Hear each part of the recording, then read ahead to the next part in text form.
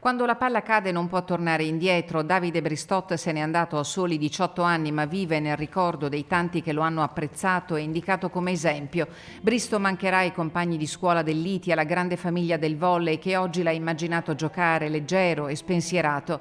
Gremito è il palasport di Sedico, dove in centinaia si sono radunati per l'ultimo saluto al giovane morto nel sonno una settimana fa. Davide è stato un dono prezioso e dobbiamo essere felici di averlo avuto con noi per 18 anni. Era un ragazzo felice, spensierato, rubetto e dolce. Ne ha combinate tante e tanto era cresciuto negli ultimi 2 anni. Quanto orgoglio, un dono. La gioia provata nell'averlo avuto sarà sempre più grande del dolore immenso di non averlo più qui. Non vogliamo salutarti, Davide, perché tu sei e sarai sempre qui in mezzo a noi. È Barbara, la mamma di Davide, ad anticipare i ringraziamenti all'inizio della funzione. Fermiamo le nostre parole e disponiamoci ad accogliere una parola più grande di noi, invita il celebrante che all'omelia, dopo il Vangelo di Matteo sulle Beatitudini, lenisce la sofferenza con un messaggio di speranza.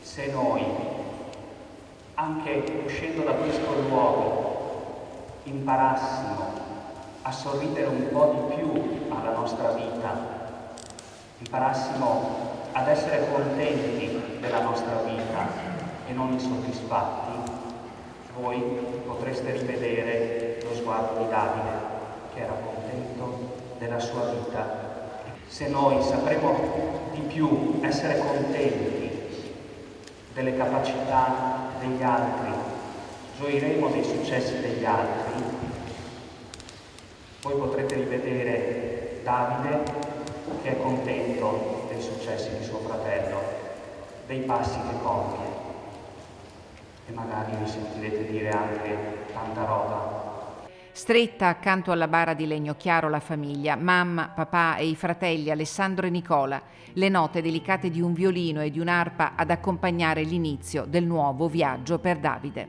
Ci mancherà in una maniera inspiegabile la tua compagnia e la tua presenza tra noi. Di nuovo grazie. Grazie di tutto, amico. Sarà impossibile dimenticarti e non sorridere quando penseremo a te. Ciao Bristo, fai il bravo.